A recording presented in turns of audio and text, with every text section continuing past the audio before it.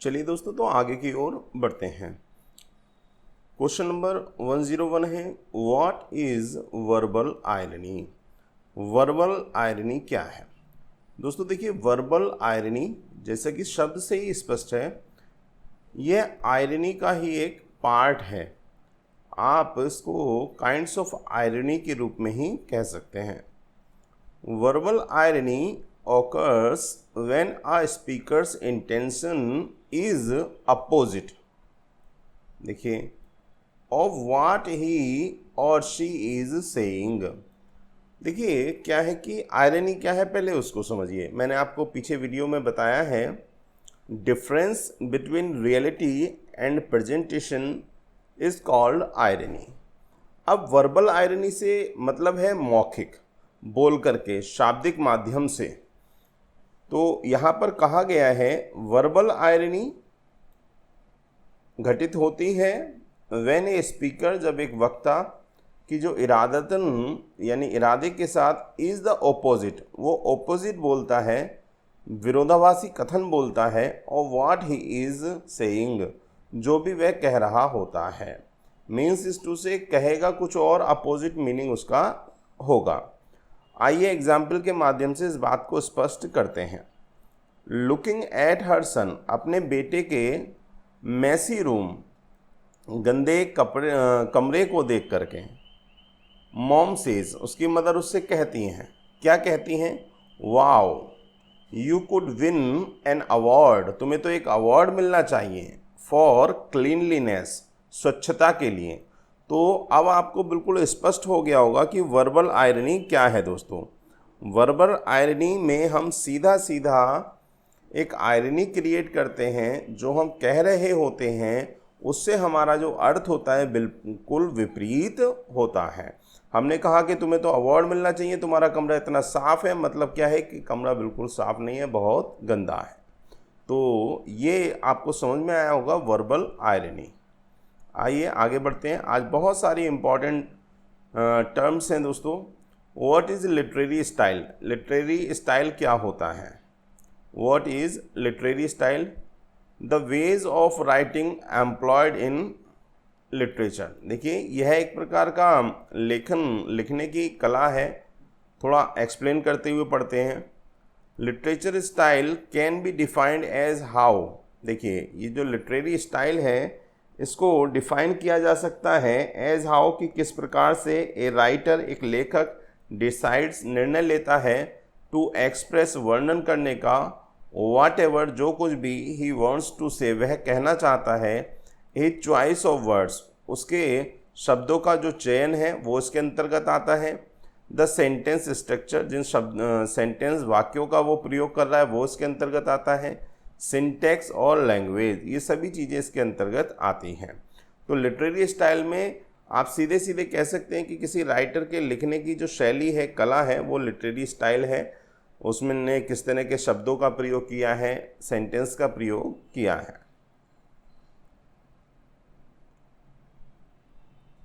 देखिए दोस्तों, बहुत ही अच्छा ये क्वेश्चन है आपके लिए, और आपके कन्फ्यूज़न भी रहते हैं।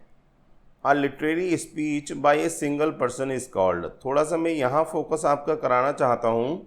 A literary speech, a lengthy speech, एक बड़ी विस्तृत स्पीच, भाषण, बाय ए सिंगल पर्सन, एक अकेले व्यक्ति के द्वारा, इज कॉल्ड, उसको कहा जाता है, क्या कहा जाता है दोस्तों? मोनोलॉग कहा जाता है, मोनोलॉग कहा जाता है। आइए कुछ मैं और आपको समझाना चाहता हूँ, तो कुछ और भी पहले मैं आपको दिखा दूँ, फिर इसको मैं समझाऊँगा। देखिए अब यहाँ पर पूछा गया है व्हाट इज़ सोलोलॉकी। सोलोलॉकी क्या है? स्वभाषण। सोलोलॉकी जो है वो स्वभाषण है। अब यहाँ पर भी लिखा हुआ है a lengthy speech by a single person is called, a lengthy, विस्तृत, स्पीच, भाषण, बाय ए सिंगल पर्सन, एक व्यक्ति के द्वारा, इज कॉल्ड, उसको कहा जाता है क्या? सोलोलॉकी। तो दोनों की डेफिनेशन दोस्तों एक ही है। अब जब डेफिनेशन एक ही है तो कैसे अंतर करेंगे, यही चीज़ मुझे आपको समझानी है। एक्चुअली जब आप ये पूरा दोनों को पढ़ लेंगे तब आपको ये बात स्पष्ट हो जाएगी। तो आइए समझते हैं मोनोलॉग क्या है। देखिए मोनोलॉग में दो चीज़ें हैं जो आपको लागू करनी है, आपको समझनी है। Monologue other characters are present that time, अन्य कैरेक्टर प्रेजेंट होते हैं मोनोलॉग के समय, परंतु वे बातचीत नहीं करते। बातचीत से मतलब है अगर सिंगल कैरेक्टर है तो वो नॉर्मली यस नो थोड़ा सा बात करेगा, लेकिन मोनोलॉग में एक व्यक्ति कहता है और दूसरा सुनता है। दूसरी इम्पॉर्टेंट बात यह है कि मोनोलॉग जो है वो टू द ऑडियंस होता है, ऑडियंस को एड्रेस्ड होता है, सीधे सीधे एक व्यक्ति अपनी स्पीच देता है ऑडियंस को। समझ रहे हैं आप? मोनोलॉग क्या है? एक व्यक्ति की स्पीच है सीधे सीधे ऑडियंस को।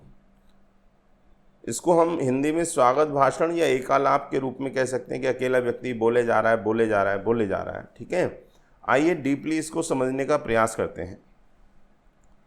Monologue comes from the Greek word, ये ग्रीक वर्ड मोनोस से आया है, विच मीन्स अलोन, जिसका मतलब होता है अकेले। ठीक है दोस्तों, एंड लोगस, और लोगस से विच मीन्स अ स्पीच, जिसका अर्थ है स्पीच। तो हो गया अकेले स्पीच यानी अकेले का भाषण। It is a literary device, यह एक लिटरेरी डिवाइस है। दैट इज़ द स्पीच और वर्बल प्रेजेंटेशन, यह एक प्रकार की शाब्दिक प्रेजेंटेशन है। Given by a single character, ये पॉइंट इंपॉर्टेंट है दोस्तों। Given by a single character, इसको एक व्यक्ति के द्वारा, एक पात्र के द्वारा दर्शाया जाता है। इन ऑर्डर टू एक्सप्रेस, वर्णन करने के लिए, हिज और हर कलेक्शन ऑफ थॉट्स, अपने विचारों को, जो भी उसके पास विचार हैं उनको, एंड आइडियाज़ अलाउड, अलाउड का मतलब जोर से। ठीक है, आइडियाज़, अपने विचारों की प्रस्तुति करता है एक कैरेक्टर पात्र इसमें।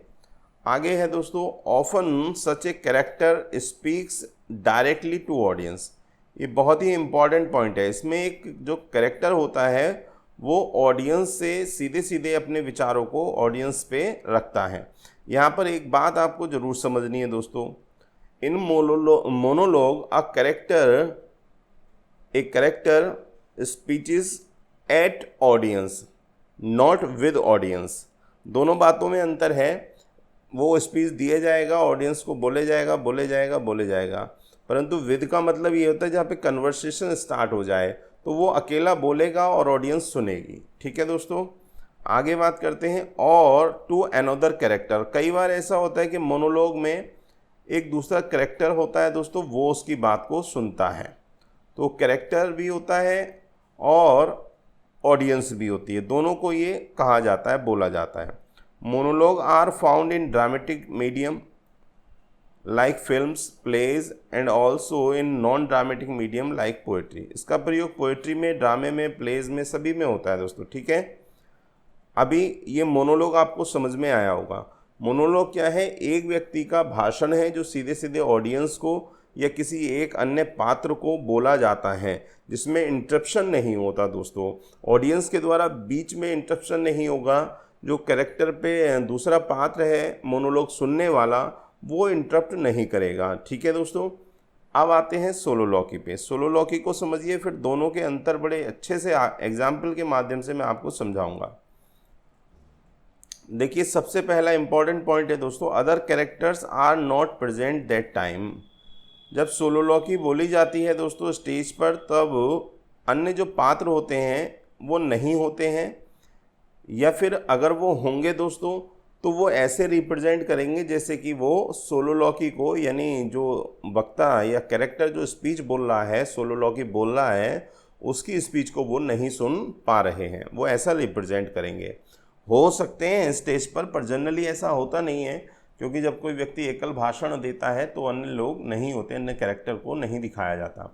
आइए और अच्छे से इसको समझते हैं। A soliloquy is a literary device in the form of a speech, देखिए सुनिएगा, स्पीच के रूप में है, और मोनोलॉग। अब ये बात आपको थोड़ा सा समझनी चाहिए कि it is also a part of monologue. दोस्तों सोलोलॉकी जो है वो मोनोलॉग का ही एक पार्ट है। बाय ए सिंगल कैरेक्टर, एक पात्र के द्वारा, इन ए थिएटरिकल प्ले, एक प्ले में, और ड्रामा में। The purpose of a soliloquy is for the character to express their inner thoughts, इसका जो उद्देश्य है दोस्तों, इसमें कैरेक्टर अपनी जो आंतरिक फीलिंग्स हैं दोस्तों उनको दर्शाता है, that are not intended to be heard. ये बहुत ही इंपॉर्टेंट पॉइंट है दोस्तों, जिनको अन्य जो कैरेक्टर हैं और known by other characters in the play, जिसको अन्य कैरेक्टर्स के द्वारा, अन्य पात्रों के द्वारा नहीं सुना जाता। ये वाला पॉइंट जरूर याद रखिएगा, सोलोलॉकी में अन्य पात्रों के द्वारा थॉट्स को नहीं सुना जाएगा। मोनोलॉग में एक पात्र होगा, वो सुनेगा परंतु इंटरप्ट नहीं करेगा। मोनोलॉग एड्रेस टू ऑडियंस होता है, सोलोलॉकी एड्रेस टू ऑडियंस नहीं होता है। अपने आप से व्यक्ति बात करता है जोर जोर से, क्योंकि उस समय कोई ऐसा सिस्टम नहीं था जिसमें इस तरह की थॉट्स को दिखाया जाए, तो दोस्तों वो जोर जोर से बोलता था और ऑडियंस उसको सुनती थी, बट ये डायरेक्टली एड्रेस नहीं होता है ऑडियंस को। क्लियर? आइए आगे बढ़ते हैं। एसेंशियली ड्यूरिंग अ सोलोलॉकी, अब एक सोलोलॉकी के दौरान होता क्या है मैं आपको समझा देता हूँ, तभी आपको समझ में आएगी पूरी बात, बिल्कुल कॉन्सेप्ट क्लियर हो जाए। The action of the play stops, जितने भी क्रियाकलाप होते हैं प्ले में वो सब स्टॉप कर दिए जाते हैं, ताकि सोलोलॉकी बोलने वाले को पूरा जो एक कहते हैं कि एटमॉस्फेयर है वो प्रदान किया जाए। As if time has paused, बिल्कुल इस तरह से दिखाया जाता है जैसे कि समय रुक गया है। For the audience to be inside the speaker's head, क्योंकि इसमें जो ऑडियंस है उसका ध्यान जो है वो सीधे सीधे स्पीकर की बातों में जाए, उसके थॉट्स में चला जाए, इसलिए इसको बिल्कुल स्टेज को नील किया जाता है। For a moment while they articulate what they are thinking, जो भी कुछ वह सोच रहे हैं। This is a effective as a literary device in terms of providing insight into a character's emotion and reflections. अब मैं सीधे शब्दों में एक बात कहूँ तो सोलोलॉकी अपने आप से बात करना है, जिसमें ऑडियंस इसको सुनती है, ऑडियंस सुनती है पर बोला अपने आप से जाता है। ठीक है। दूसरा है दोस्तों मोनोलॉग। मोनोलॉग में भी एक लंबी स्पीच होती है जिसमें व्यक्ति अपने आप से बात नहीं करता बल्कि सीधे सीधे लोगों को अपने विचार प्रस्तुत करता है।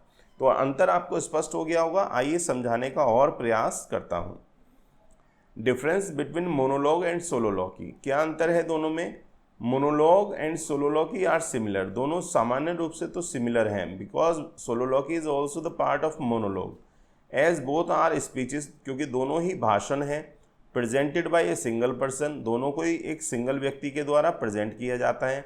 But a major difference between them is that, major difference जो है दोनों में वो यह है कि इन मोनोलॉग में the speaker reveals his thoughts to the audience. देखिए आ गई बात कि जो स्पीकर है मोनोलॉग में वो अपनी थॉट्स को ऑडियंस को डिलीवर करता है, और टू एनी अदर कैरेक्टर, और अन्य पात्र को, मैंने कहा था या तो ऑडियंस को करेगा या सीधे सीधे किसी एक अन्य कैरेक्टर को करेगा, परंतु इंटरप्शन नहीं होगा। दूसरी तरफ बात करते हैं, in a soliloquy the speaker expresses his thoughts, speaker अपने विचारों को प्रस्तुत करता है टू हिमसेल्फ, अपने आप से बोलते हुए, बड़बड़ाते हुए, and in it does not involve any other character, इसमें अन्य कोई पात्र इन्वॉल्व नहीं होता। तो मुझे उम्मीद है दोस्तों आपको ये समझ में आ गया होगा। चलिए आगे चलते हैं। What are the 5 major elements of novel? Novel के 5 मेजर एलिमेंट्स कौन कौन से हैं दोस्तों? नंबर 1 पे प्लॉट है, फिर कैरेक्टर है, नरेटर है, थीम है और स्टाइल है दोस्तों। तो ये पांचों एलिमेंट हैं दोस्तों नॉवल के। What is sarcasm? अब पूछा गया है दोस्तों कि सरकाज्म क्या है। What is sarcasm? आप चाहें तो फिगर ऑफ स्पीच में मेरा जो वीडियो है वो देख सकते हैं, जिससे आपको पूरा स्पष्ट हो जाए। बहुत सारे एग्जाम्पल्स के माध्यम से समझाया गया है। It is a form of verbal irony. देखो दोस्तों इसको याद रखिएगा कि कई बार सरकाज्म को वर्बल आयरनी ही कहा जाता है। इनमें डिफरेंस करना दोस्तों बहुत ज़्यादा कठिन है, बहुत ज़्यादा मुश्किल है, इसलिए कई बार लोग सरकाज्म को वर्बल आयरनी ही बोलते हैं। दैट मोक्स और रेडिक्यूल्स, जिसमें मोकरी होती है दोस्तों। A person says the opposite, एक व्यक्ति अपोजिट कथन कहता है, और व्हाट ही और शी मीन्स, जो भी उसका अभिप्राय होता है। जो मैंने आपको वर्बल आयरनी में एग्जाम्पल दिया था दोस्तों, वही एग्जाम्पल सरकाज्म का भी है, फिर भी मैं आपको कोशिश करता हूँ इसको समझाने की। Sarcasm is a form of verbal irony that mocks ridicule और एक्सप्रेसेस कंटेम्प्ट। इसमें तिरस्कार होता है दोस्तों। It is really more a tone of voice than a rhetorical device. यह एक प्रकार से एक टोन है, एक आप कह सकते हैं कि बोलने की एक अलग प्रकार की शैली है। You are saying the opposite, आप इसमें अपोजिट बोलते हैं, वही वर्बल आयरनी वाला पॉइंट है। और व्हाट यू मीन, जो आपका मतलब होता है। आइए आगे चलते हैं दोस्तों। यहाँ पर है दोस्तों गिव एन एग्जाम्पल ऑफ सरकाज्म, इसीलिए हम आगे आ गए कि इसको एग्जाम्पल के माध्यम से हम समझने का प्रयास करते हैं। देखिए यहाँ पर कहा गया, oh yes you have been so helpful, आप तो बहुत ही हेल्पफुल हो, हाँ मदद करने वाले हो।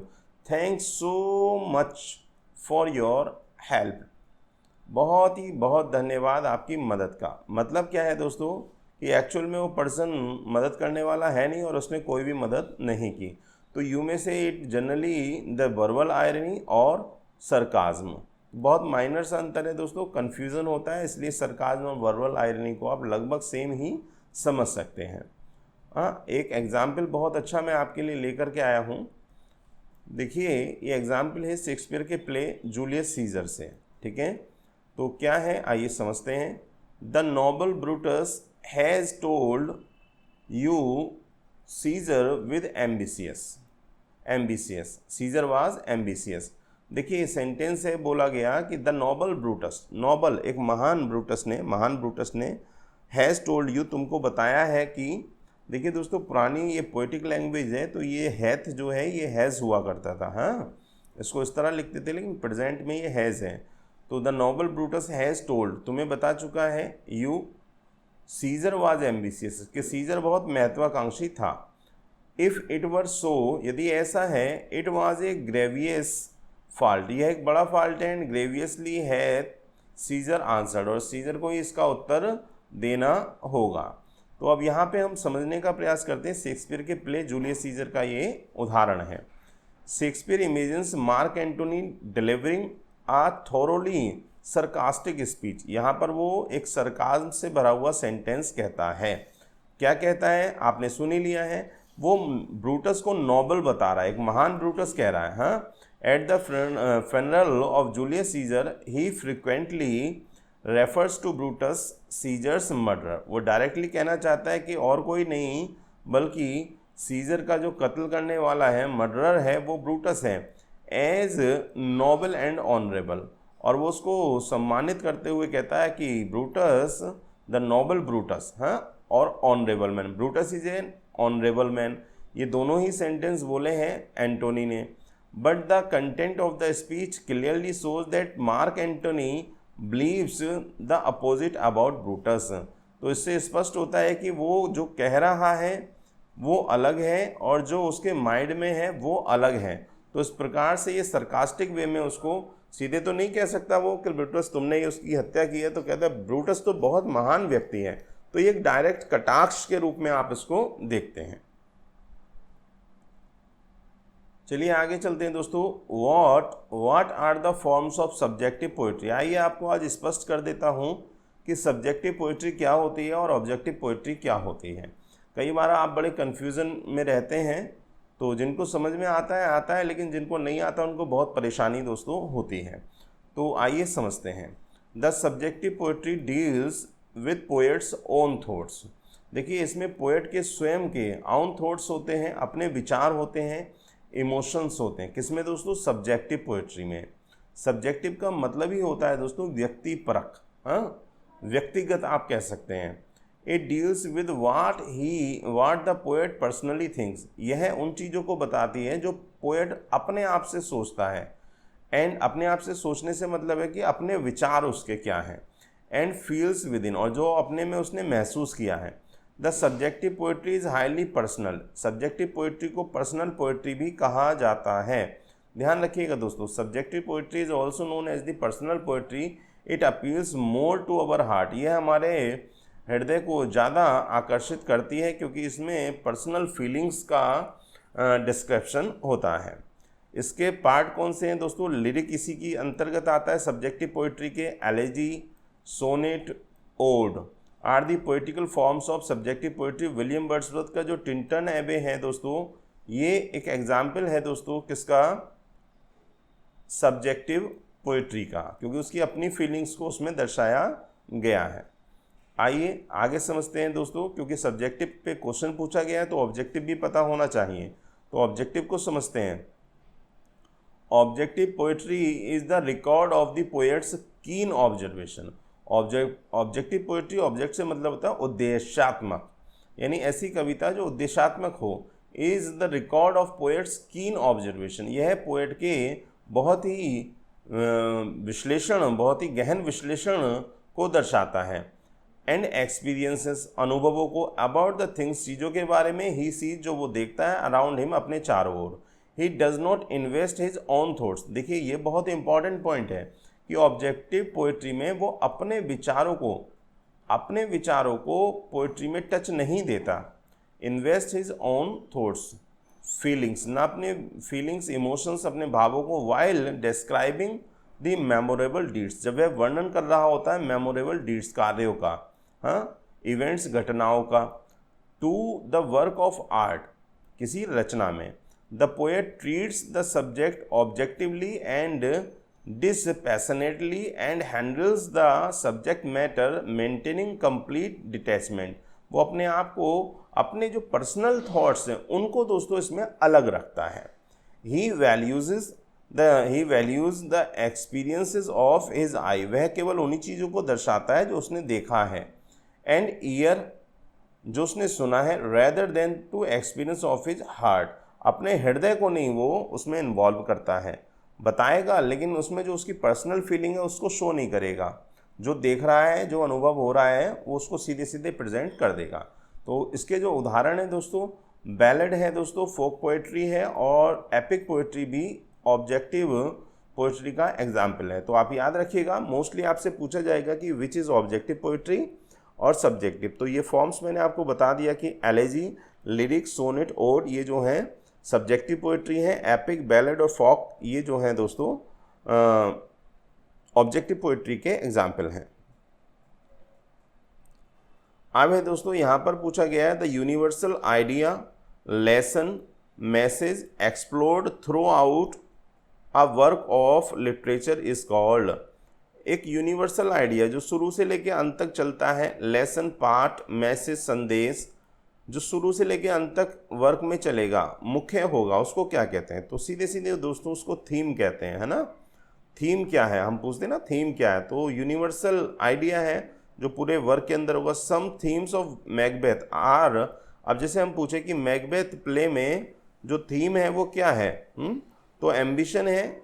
कई बार लोग वॉल्टिंग एम्बिशन कहते हैं दोस्तों, तो याद रखिएगा, बिल्कुल ठीक है, एम्बिशन। पूरे प्ले का जो एक थॉट है, एक थीम है, वो क्या है? एम्बिशन है, वॉल्टिंग एम्बिशन है दोस्तों। क्राइम उसमें दिखाया गया है, ठीक है, और ट्रीचरी, छलना दिखाया गया है, तो ये उसके मेन थीम है दोस्तों। What is subject, you know very well, तो इस पर हम ज़्यादा फोकस नहीं करेंगे। सब्जेक्ट क्या है? किसी भी मैटर पर जिस पर आप लिख रहे हैं रचना को, उसका जो शीर्षक है, टॉपिक है, वही सब्जेक्ट कहलाता है। It is actually A topic that a poem, play और नॉवल कवर्स। ठीक है दोस्तों, इतना ही आपके लिए काफ़ी है, इसमें बहुत ज़्यादा अंदर जाने की आवश्यकता नहीं है, सबको मालूम है। फॉर एग्जाम्पल दिया है, Macbeth is the subject of Shakespeare play. Shakespeare के प्ले का जो सब्जेक्ट है वो क्या है? मैकबेथ है पूरा, ठीक है। आगे आइए, imagery appeals to what 5 senses of ours. Imagery में कौन कौन सी चीज़ों को इंक्लूड किया जाता है जिनको वो हमारी जो सेंसेस हैं उनको कवर करती हैं? स्मेल, साइट, हियरिंग, टेस्ट और टच। तो ध्यान रखिएगा, imagery appeals to what 5 senses. जो इमेजरी होती है, जो हमारी कल्पना होती है, जो दृश्यात्मक कल्पना है, वो इन 5 सेंसेस को इंक्लूड करती हैं। ठीक है दोस्तों, ध्यान रखिएगा, सिंपल सा क्वेश्चन है। अब आ जाते हैं दोस्तों, व्हाट इज़ पैरोडी। आपने सुना होगा कि पैरोडी क्या है, तो अगर मैं सीधे शब्दों में अपनी भाषा में कहूँ तो पैरोडी एक नकल है किसी अच्छे वर्क की, किसी ओरिजिनल वर्क की, एक हास्यात्मक वर्क के रूप में। पैरोडी का मतलब होता है व्यंग्यात्मक रचना, एक नकल, एक भौड़ी नकल। भौड़ी नकल से मतलब है कि विषय गंभीर था, किसी ने बहुत सीरियस लिखा था, उसकी कॉपी करते हुए आपने उसको हास्यात्मक बना दिया। तो इस प्रकार का जो वर्क है वो पैरोडी कहलाता है, नकल कहलाता है, या व्यंग्यात्मक या हास्यात्मक नकल कहलाता है। अब parody is a comical imitation, देखिए कॉमिकल आ गया है ना, कॉमेडी हो गया, इमिटेशन हो गया, नकल है, ऑफ एनोदर सीरियस वर्क। मैंने बताया आपको सीरियस वर्क है कोई, उसकी भौड़ी नकल है वो, यानी कि उसमें कॉमेडी को इंक्लूड कर दिया, हास्यास्पद बना दिया गया है। The work pride and prejudice with zombies, देखिए जो एक वर्क है pride and prejudice with zombies is a parody, यह एक नकल है, ठीक है, ऑफ जेन ऑस्टिन। आपने नाम सुना होगा प्राइड एंड प्रेजुडाइज का, जेन ऑस्टिन का वर्क है प्राइड एंड प्रेजुडाइज, उसकी जो ये नकल है, हास्यात्मक नकल है, व्यंग्यात्मक नकल है दोस्तों, ये पैरोडी कहलाती है। ठीक है, तो पैरोडी का मतलब है नकल। ये डिटेल मैंने यहाँ पे दी हुई है दोस्तों, आप इसको पढ़ सकते हैं, सीधे सीधे याद रखिएगा। वैसे पैरोडी का मतलब नकल है, is a work that creates by imitating, नकल करते हुए, and exacting original work, original work की नकल करते हुए कोई वर्क लिखा जाए, in order to make fun. ये बहुत इंपॉर्टेंट पॉइंट है, किसके लिए दोस्तों? In order to make fun और comment on an aspect of the original. जब वो ओरिजिनल वर्क पर कमेंट करते हुए उसका व्यंग्यात्मक रूप इस्तेमाल करते हैं, बनाते हैं, लिखते हैं, तो वो पैरोडी कहलाता है। ठीक है दोस्तों,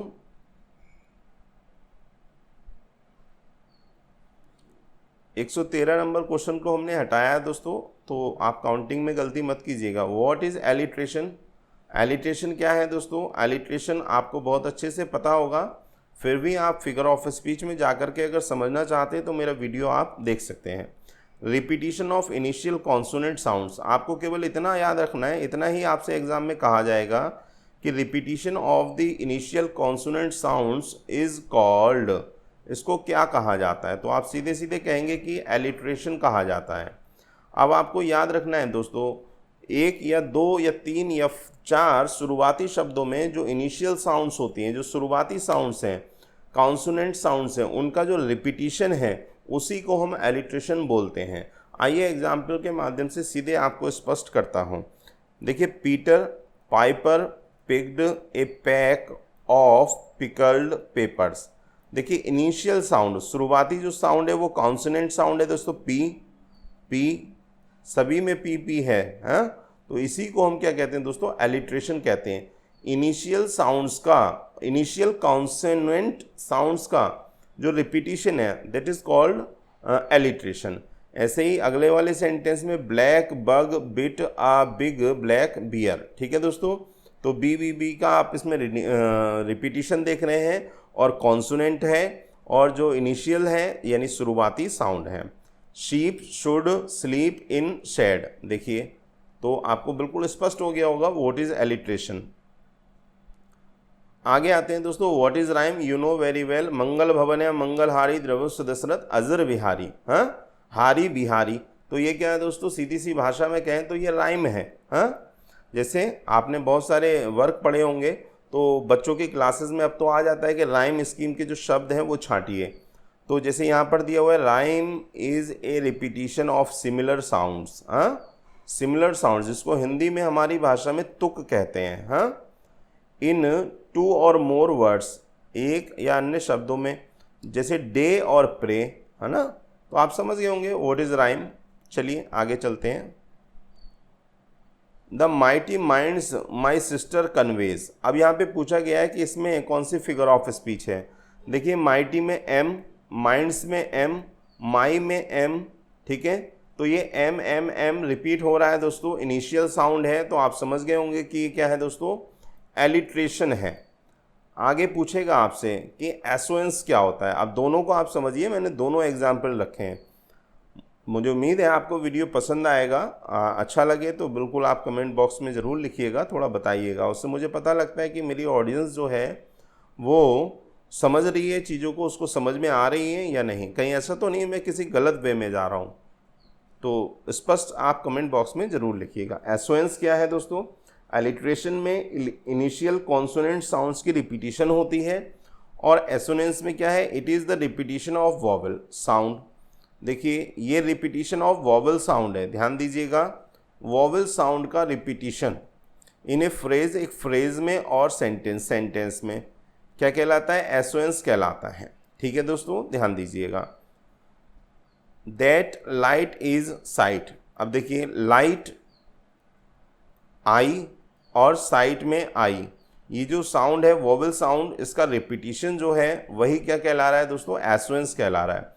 और दो एग्जाम्पल मैंने लिखे हैं जिससे आपको बिल्कुल स्पष्ट समझ में आए, बात कंफ्यूजन ना रहे बिल्कुल भी। देखिए द रेन, रेन में एन साउंड आ रहा है, फिर Spain.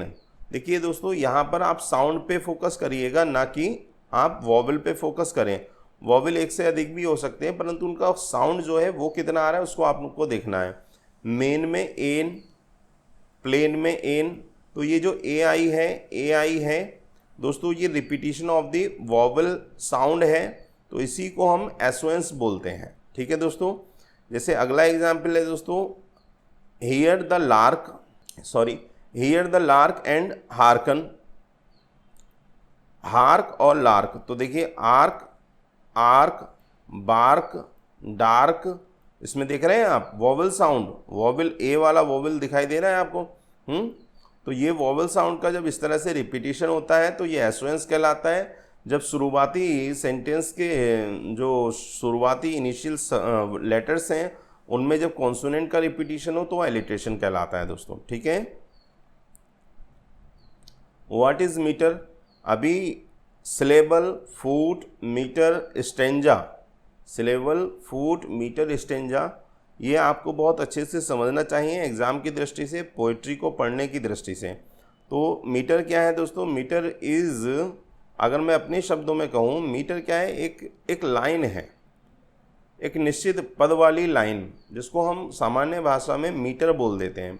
It is a regular pattern, इसके अंदर एक रेगुलर पैटर्न होता है, चाहे वो स्ट्रेस्ड सिलेबल का हो या अनस्ट्रेस्ड सिलेबल का हो। ठीक है दोस्तों, तो मीटर को आप कहेंगे it is a regular pattern of stressed and unstressed syllable in poetry. अगर आप इसका डिस्क्रिप्शन चाहते हैं तो दूसरा वीडियो मैं लॉन्च करूंगा, उसको आप देख लीजिएगा, जिसमें सिलेबल, फुट, मीटर और स्टेंजा की सभी फॉर्म्स के बारे में मैंने समझाया है। What is aphorism, aphoristic style से नाम आ जाता है तुरंत बेकन का। Francis Bacon is known for aphoristic style. एक बात के साथ बड़ा अर्थ दे देना। An aphorism is a short statement, यह एक छोटा स्टेटमेंट होता है दैट रिवील्स, जो उजागर करता है, ए यूनिवर्सल ट्रूथ, एक वास्तविक सच्चाई को। ध्यान से सुनिएगा, ठीक है। Actions speak louder than words, कितना बढ़िया है। जो कार्य होता है स्पीक्स लाउडर देन वर्ड्स, वो शब्दों से ज़्यादा तेज होता है या दूर तक पहुंचता है। मीन्स इज टू से कथनी और करनी, जब आप कर्म करते हैं तो वो ज़्यादा इम्पॉर्टेंट है कहने की तुलना में। और इसी चक्कर में तो मैं फंसा हुआ हूँ, क्योंकि मुझे याद है मैंने नवंबर में आपसे कमेंट किया था कि मैं आपको पूरा एंड तक, जब तक परीक्षा होगी तब तक मैं आपको पढ़ाऊँगा, और वो कमेंट ही है दोस्तों जो मुझे बांधे हुए हैं। एक्चुअली में तो मेरी आंखें सोच करके मोटी हो गई हैं, 2 बजे से पहले मैं सो नहीं पाता हूँ, तो बड़ा कॉम्प्लिकेटेड तो है, लेकिन चूँकि वादा किया है तो उसको पूरा भी करना है। Studies serve for delight, for ornament and for ability, बहुत ही फेमस लाइन है, बड़ी मस्त झकास एकदम लाइन है। हाँ, स्टडी सर्व फॉर डिलाइट, कितनी बढ़िया बात कहती है। स्टडी का प्रयोग, अध्ययन का प्रयोग आप आनंद के लिए करते हैं, क्योंकि जो व्यक्ति अध्ययनरत रहता है उसके पास वो चीज़ों को एंजॉय करता है। फॉर ऑर्नामेंट, आभूषण के रूप में, हालांकि बहुत लंबा डिस्क्रिप्शन है दोस्तों इसका। एंड फॉर एबिलिटी, और योग्यता के रूप में है। तो इस प्रकार के जो सेंटेंस हैं दोस्तों आपको फ्रांसिस बेकन के एसेज में आपको बहुत मिलेंगे। आइए आगे बढ़ते हैं। What is epigram, epigram is a short pithy saying that ends in witty turn. देखिए यही लाइन आपसे कही जाएगी, एग्जाम में दी जाएगी, जो मैंने आपको बोली है, तो मैं सीधे उसी लाइन पर आ जाता हूँ। An epigram is a brief saying, epigram क्या है, एक ब्रीफ, एक छोटा कथन है, दैट एंड्स, जो समाप्त होता है, इन विटी टर्न, एक बुद्धिमत्ता से पूर्ण कथन के रूप में। आप समझिए बात को, फिर से सुन लीजिए। A short statement that expresses an idea in a clever and funny way. It if we don't end war, war will end us. देखिए कितनी ज़बरदस्त बात कही है. क्या? If we don't end war, यदि हम युद्ध समाप्त नहीं करेंगे तो युद्ध हमको समाप्त कर देगा. और एग्जाम्पल हैं दोस्तों. तो ये जो लाइन है ना, ये वाली लाइन ज़रा आप फोकस कर लेना, क्योंकि मुझे उम्मीद है कि अगर इससे पूछा जाएगा तो ये लाइन पूरी की पूरी ऐसे ही एग्ज़ाम में रख दी जाएगी. ठीक है दोस्तों. तो ये कुछ और एग्जाम्पल है, एक वो आपको मैं समझाना चाहता हूँ. शेक्सपियर के सोनेट से ये एग्जाम्पल है. कोशिश करता हूँ मैं कि जो शेक्सपियर है, मिल्टन है, उनके वर्क से ही एग्जाम्पल आपको दूँ. देखिए यहाँ पर ये कहते हैं the last 2 couplets of the sonnet read as follows. क्या है? So all my best is dressing old words new. क्या है? ओल्ड वर्ड को न्यू करने की वो बात कह रहे हैं. स्पेंडिंग अगेन, दोबारा से खर्च करना. वॉट इज़ ऑलरेडी स्पेंड, जो ऑलरेडी स्पेंड किया गया है. For as the sun is daily new and old. सूर्य को कह रहे हैं कि वो रोज़ नया होता है, रोज़ क्या होता है? पुराना होता है. So in my love still telling what is told. Still telling what is told, वही बताया जा रहा है जो पहले ही बता दिया गया. तो ये सारी जो इस तरह की सोनेट की लाइन है, कपलेट है दोस्तों लास्ट का, ये जो है एग्जाम्पल है किसका दोस्तों? एपिग्रामेटिक लाइन है ये. ध्यान रखिएगा, short pithy saying that ends in witty is called epigram. चलिए दोस्तों, तो मुझे उम्मीद है आपको वीडियो पसंद आया होगा. मिलते हैं अगले वीडियो में, तब तक के लिए नमस्कार, धन्यवाद, थैंक यू.